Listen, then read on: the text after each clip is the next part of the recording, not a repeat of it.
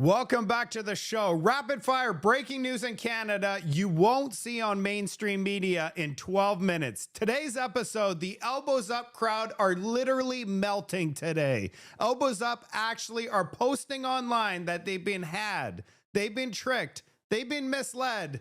They're furious right now, and recounting continues across Canada all the way until there's 172 seats for the Liberal Party so that they get their majority government just in time for the throne speech. Hold on to your hats because they're going to be blown away today. Let's go.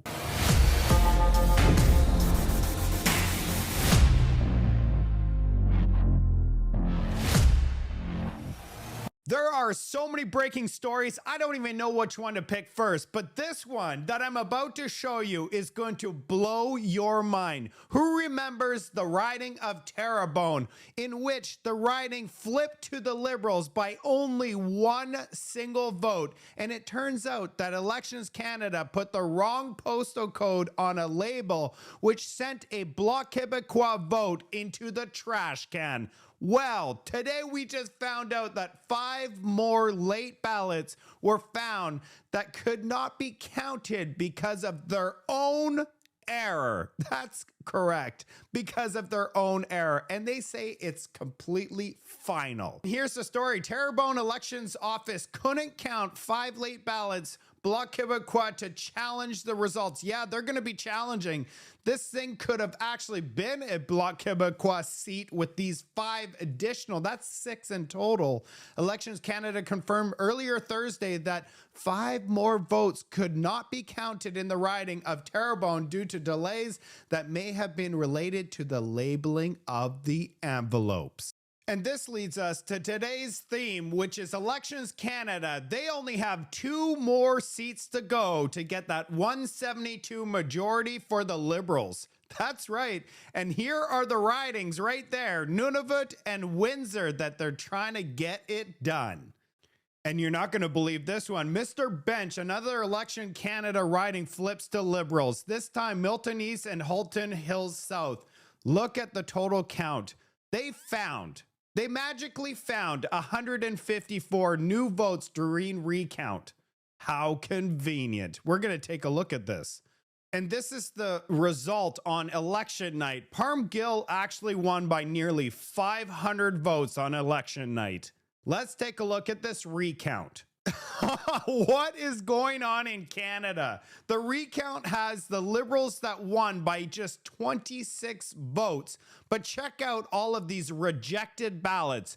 328 all of a sudden got rejected. I wonder how many of those rejections were for the Conservatives. You know, it just seems like they're going to continue to recount until there is a Liberal victory. Everything here seems suspicious. And this is how absurd everything is. Barbara 302 wrote, they found an additional 554 new votes here, but they won't recognize the additional ballots they found in Terabone riding because they were received late due to Elections Canada's own screw up with the postal codes.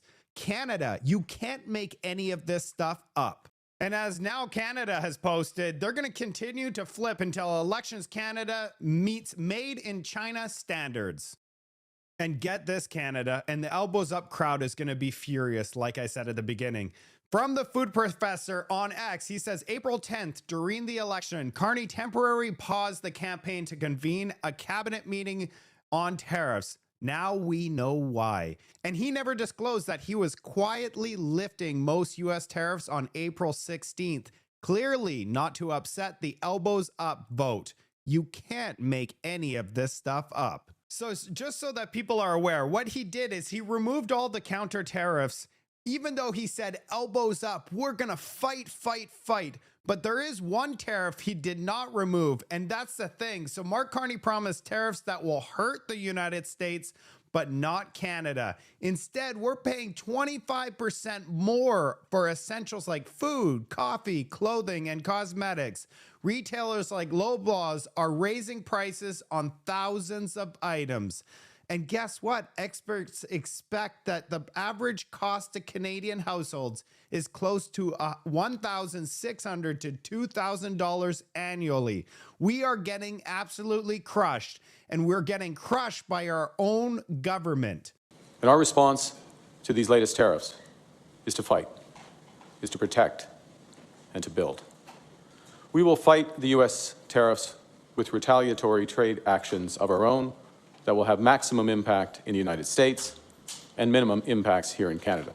Canada's largest grocery chain is warning Canadians that we're going to have to pay more for groceries and soon. And Donald Trump's tariffs are to blame. They hate buying inventory at higher tariff levels, and they're going to be passing those prices along, of course, to us, the consumers. And these are some of the details about what we're expecting from Loblaw, in particular, from the CEO, saying that right now there's tariffs on about 1,000 goods that Loblaw carries. They have over 80,000 items, so 1,000 right now. And so the CEO says that could go up to 3,000 in the next couple of weeks alone, and as high as 6,000 items to be impacted in the next couple of months. And again, those price increases passed along generally to the consumer. Now, as per the CEO, that's Per Bank is his name, he lays the blame squarely on the U.S. tariffs, saying in a statement that while the tariff situation might be improving between the U.S. and other countries, that's not the case here in Canada. In fact, we'll be facing a large wave of tariff-related increases in the weeks ahead. Goes on to say that this means, unfortunately, a lot of us, if not all of us, will be paying more for food, for produce, for health and beauty items, everything that Loblaw carries. And so this will be exponentially increasing on what Loblaw will be paying in tariffs. But they're not alone. A lot of the grocery stores are going through the same thing. But this is a statement from the CEO. Here are all the retaliatory tariffs that Canada is imposing on the U.S. And guess who pays for all of this?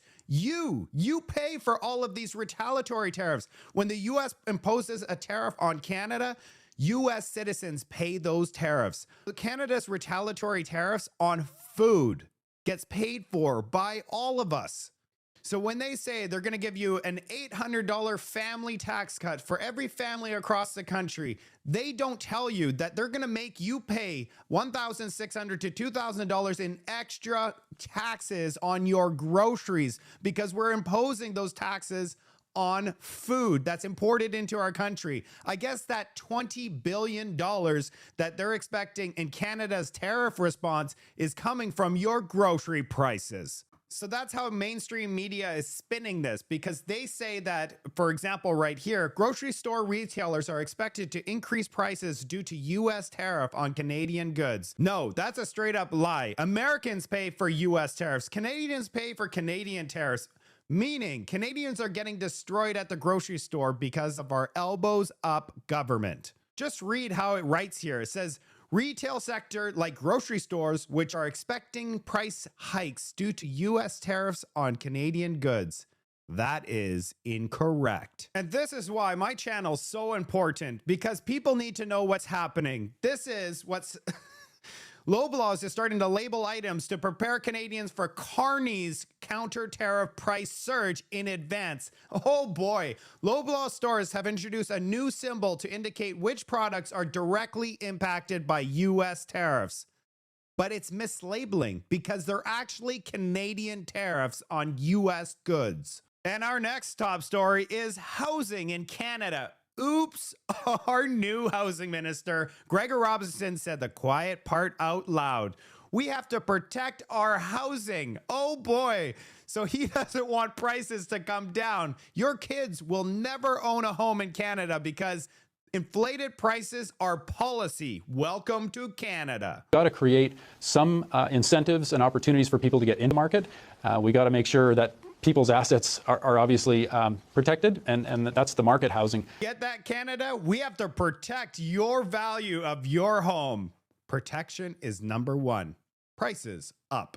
How are prices doing in Canada? This from John Flynn on X. He says, in case you're wondering, Canada's national residential prices, and if you look at 2021 and you look at 2025, so we have lower prices today than we did 5 years ago. Watch out below. And here is what Toronto condo market looks like. It's basically in free fall. How far are these prices gonna go? Because the amount of listings right now is at a record level and the amount of sales are at a record low level. It's gonna get ugly in the condo Toronto market.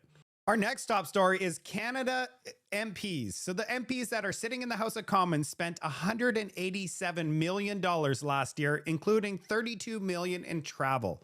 That is over $500,000 per MP. I posted, now that there is zero budget, and I mean absolutely zero safety guardrails, does that mean we give MPs a blank checkbook? Mark Carney is leading by example. He's in Rome praising the new Pope today on taxpayer dime. And now that we know Mark Carney's in Rome to congratulate the Pope, the first thing that the Pope does is, you're not going to believe this, the Pope declares that family union is based upon a man and a woman joining together. None of this woke nonsense. That's the first thing that he does. Given that the new announcement by the Pope is that families is based upon the union between a man and a woman, Mark Carney is #1 woke. Does that mean he's heading home early? And we got some breaking news. François Legault, which is the Quebec premier, came out and said, and if you can't read French, in English, this says, Quebec is open to pipelines. Oh, what? That's right. That means Mark Carney has zero excuse not to build a pipeline through Quebec because their own premier said, we're ready to go. So this next story is going to be mind-blasting for you. We have Dominic LeBlanc. He's speaking French, but you'll be able to read the English subtitles if you don't know how to speak French. When Mark Carney said he wants to pre-approve energy corridors, he didn't mean pipelines. He meant power lines, electricity, minerals, maybe, just maybe gas, but oil pipelines? Oh, hell no, not even on the table. Liberals are in full steam ahead on destroying whatever's left of this country. Dans mes conversations avec les premiers ministres, et M. Carney dans la campagne électorale a été très clair, un corridor énergétique, ça peut amener des lignes de transmission d'électricité, ça peut amener le gaz naturel, ça peut amener à la limite des wagons de minéraux critiques. C'est pas uniquement des pipelines. Les gens ont tendance à ça à une pipeline de pétrole. Ouais. C'est pas de pipeline de pétrole quand on parle de corridor énergétique. Holy crap! You get that all Canada? He says it doesn't.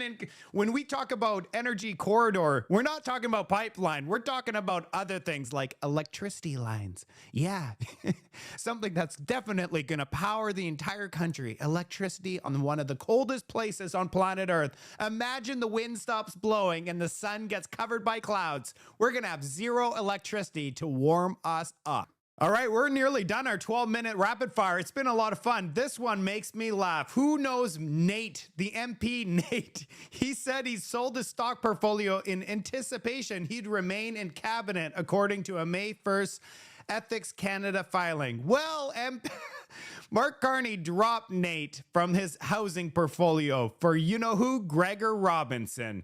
And Nate now is feeling very disrespected. In Levant that says, I'm becoming more sympathetic to Nate. Sounds like he sold his entire stock portfolio ethically to clear and join cabinet. But Mark Carney himself, he refuses to do the same. And then I wrote, isn't that a slap in the face? Maybe Nate should cross the floor to join the Conservatives. Actually, you know what? Forget that. Nate is definitely a liberal bootlicker. We don't want him. All right, one more. David Eby says that BC is ready to be Canada's economic engine. Yeah, this is my reaction to that news article. BC isn't doing anything except for throwing money into a burning dumpster pit. BC runs a $30+ billion deficit over the next 3 years, has no plan to balance the books. We've already had 3 credit downgrades. Welcome to a socialist hellhole formerly called BC. I guess we could squeeze this one in. The biggest crisis in Canadian history. So naturally, our prime minister decided to go to Rome to celebrate the new pope on taxpayer dime. The crisis is back home, yeah, but that could wait. Elbows up, Canada. Oh yeah, let's keep paying them taxes. We're going to finish today's episode with Mark Carney signing a fake executive order. I want to know who does it better. Is it Donald Trump? Or is it fake Mark Carney? We're acting today on that so that by July 1st, as promised, that middle-class tax cut that will reduce taxes for the 22 million Canadians who pay federal income taxes, that tax cut will take into effect. We're acting on affordability as we look to build out this economy. It's my pleasure on behalf of the Cabinet to sign this order to deliver that tax cut et respecter nos engagements. We hope they come out tonight. Pour les Canadiens, les Canadiens. There you have it, Canada. I'd love to hear from you in the comment section. What is the most ridiculous thing you've seen in this report? I'll see you on the next report.